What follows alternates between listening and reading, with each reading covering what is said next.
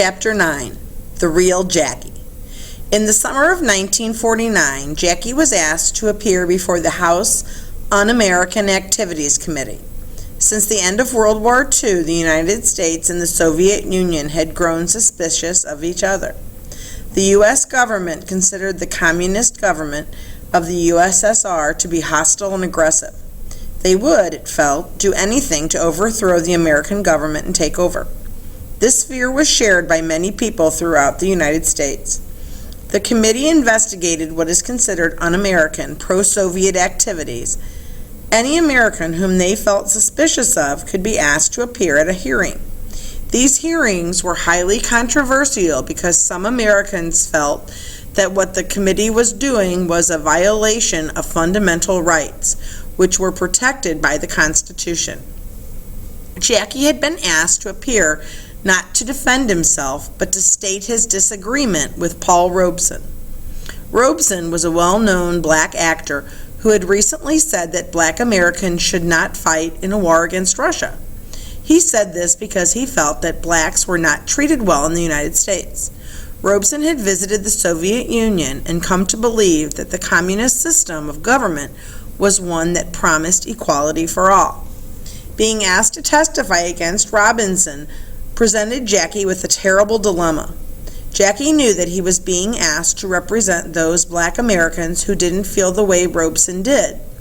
But he also knew that many did feel that way. They were tired of their second-class status. Jackie didn't want to be used by the committee to help divide and conquer blacks. But he couldn't escape his belief that America was his country, faults and all. On July 18, 1949, Jackie appeared before the committee. He had carefully prepared his statement. Rachel sat behind him as he read it. He spoke about the progress that had been made and the long road yet to be traveled. He spoke of black Americans and their feelings about segregation and discrimination. He could not agree with Robeson's statement, however. I have too much invested in our country's welfare. I cherish America. But that doesn't mean we're going to stop fighting race discrimination in this country. We can win our fight without the communists, and we don't need their help. The newspaper headlines told the story. Jackie Robinson, American, Jackie hits another home run. The articles didn't talk about how critical Jackie was of the racial situation in the United States. They only spoke about his disagreement with Robeson. Jackie's appearance was applauded by most, but he never felt certain he had done the right thing. A few years later, he said that he had grown wiser and closer to the painful truth about Americans' destructiveness. I have increased respect for Paul Robeson. I believe he was sincerely trying to help his people. For 2 years, Jackie Robinson had taken all the abuse that was aimed his way. He was thrown at, spiked, spit upon, and insulted by players, shouted at, booed, and threatened by fans. He decided enough was enough. He had paid his dues, and Branch Rickey agreed. Rickey told Jackie that he was free to say and do as he pleased. He had proved what he had to prove. Jackie told his teammates, I am here to play baseball, and from this point on, I take nothing else. Jackie had been feisty ever since he was little. During the past 2 years, he had been forced to behave like somebody else. Although he had known how difficult the situation would be and had no regrets, that didn't make him like it any better. From now on, he wasn't going to take it. He was going to give some of it back. People were surprised to see what Jackie was really like. He had appeared to be quiet, almost shy. Now he was outspoken, almost blunt. He spoke out on any issue that concerned him. During spring training in 1949, Jackie stood toe-to-toe with a rookie pitcher he felt had thrown at him. 2 days later, a New York newspaper article said, "This is no longer the meek, inoffensive, uncomplaining Robinson who first appeared in the big league." By 1951, Jackie was considered one of the most controversial players in the game. Jackie was always opinionated, and he began to criticize sports writers. He called them careless and accused them of distorting the truth. Jackie had changed, and the situation was becoming heated. Baseball Commissioner Chandler spoke with Jackie and cautioned him to behave as he had the first year. This conversation became a controversy. Some sports writers spoke out. Did Jackie have to behave himself because he was black? Maybe he was aggressive and feisty, but so were a lot of white players. Was the commissioner going to talk to them? But many in baseball started to think of Jackie as a troublemaker. Jackie helped black kids at New York City's Harlem YMCA improve their recreation program. His weekly sports program reached thousands more. In 1950, the Jackie Robinson story, in which he played himself, had its movie premiere in New York. In 1953, Jackie appeared on a program called Youth Want to Know. He was asked about the fact that there were still no blacks playing for the New York Yankees. At the time, there were 7 major league teams and a total of 23 black players. As always, his answer left the listener with no doubt where he stood. I have always felt that the Yankees have been giving Negroes the runaround. Jackie was no longer the only black on the Dodger team. He began to talk to his black teammates about what he felt were their obligations. Not all of them saw it the way Jackie wanted them to see it. Some resented him, feeling that no one had appointed him their leader. But the close relationship that had developed between Jackie and his teammates remained strong. The difficulties they had gone through those first few years created a lasting bond. The Dodgers of the 1950s were considered a special team in baseball history. Jackie agreed. It sometimes struck me that Mr. Rickey must have gone out and rounded up the ideal teammates for me. I know I couldn't have picked better guys to break in with. Before a game with the Cincinnati Reds, Jackie received a letter threatening his life. The writer warned that if Jackie took the field for the game, he would be shot. The Dodger manager read the letter aloud to all the players because he wanted them to know the horrible pressure Jackie had to endure. Gene Hermansky thought about the situation and had an idea. Why don't we all go out on the field wearing number 42 on our uniforms, and then the person won't know which one of us to shoot. On the field, however, things had changed. Opposing players realized that Jackie was not going to be intimidated. They were forced to concentrate on beating him at the game. Jackie continued to play aggressive baseball. He wanted to win every game without exception. In one game, the Dodgers had an 11-run lead, and the Dodgers pitcher led up and walked the bases loaded.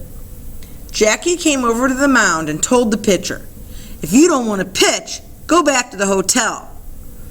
Jackie's desire to win was also illustrated by his behavior in the 1951 playoffs with the Giants. The Dodgers had a lengthy lead toward the end of the season. Everyone thought they were a cinch to win the pennant.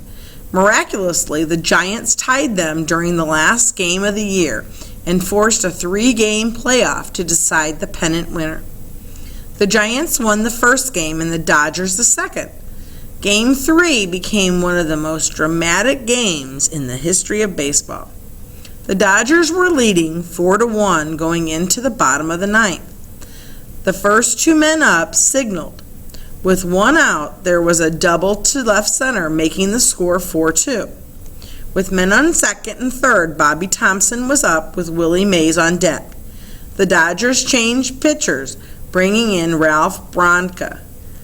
Thomson hit Branca's second pitch for the game-winning, pennant-clinching home run. Throughout Brooklyn, fans who had been glued to their radios were stunned. The fans in the stands erupted as the Giants celebrated and the Dodgers made their way to the safety of their dugout. One Dodger remained at his position. Jackie Robinson, hands on his hips, was watching Thompson circled the bases, making sure he touched every base. Only then did he walk off the field, admitting defeat. The next year, the Dodgers won the pennant by 4.5 games. The year after, 1953, they won by 13 games. The 1955 Dodgers were considered one of the best baseball teams ever. There were all-stars at 8 positions. Gil Hodges, the first baseman, hit .302, had 122 RBIs and 31 home runs. Junior Gilliam, the young black leadoff man, had scored 125 runs. Pee Wee Reese batted .271 and stole 22 bases. Billy Cox at third batted .291. Jackie hit .329 and had 95 RBIs. Duke Snyder, the star center fielder, had 42 home runs and hit .336 while driving in 126 runs. Carl Furillo, called the Rifle because of his fine throwing arm, patrolled right field while hitting .344 and knocking in 92 runs. Roy Campanella, the Dodgers' black catcher, hit .312 and had 41 home runs, 142 RBIs, and was voted the most valuable player in the National League. They clinched the pennant on September 13th, earlier than any National League team ever had. 1955 marked the first time the Dodgers won the World Series, beating their hated crosstown rivals, the Yankees, in 7 games. By 1955, however, Jackie was often left out of the starting lineup. He didn't play in a third of the games. Part of the reason was his open dislike for Walter Alston, now the Dodgers manager. Alston was not a very emotional manager, and the newspapers reported Jackie's comment that he was a wooden Indian. Jackie had a series of injuries that slowed him down. 36 and now in his 9th season, he was beginning to lose some of his confidence. He thought seriously about retiring. 1956 wasn't much better. Jackie was used as a utility player at third, second, first, and in the outfield. He batted .275. His base running savvy and aggressiveness still figured in key games, but it wasn't enough. Branch Rickey resigned in the fall of 1950 after losing a power struggle for control of the team. Walter O'Malley, a tough New York lawyer, took over. As soon as Rickey left, Jackie's troubles with the Dodger management began. O'Malley and Rickey hadn't liked each other, and O'Malley didn't want anything to do with Rickey's people. It was unpopular to speak nicely about Branch Rickey, but Jackie Robinson wasn't about to start doing the popular thing now. By 1956, there were 2 rumors circulating that concerned loyal Brooklyn fans. One was the incredible idea that the Dodgers were thinking of moving out of Brooklyn to Los Angeles. The other was that Jackie Robinson was going to retire. Soon after, all of Brooklyn and most of baseball was shocked to learn that the Dodgers had traded Jackie Robinson. If that wasn't bad enough, they traded him to the New York Giants. The Giants gave the Dodgers $35,000 and a little-known pitcher named Dick Littlefield. In January 1957, Jackie announced his retirement from baseball. He had considered going to the Giants, but in an article in Look magazine, he explained, "My legs are gone, and I know it. The Giants ball club needs rebuilding. It needs youth. It doesn't need me. It would be unfair to the Giants owners to take their money."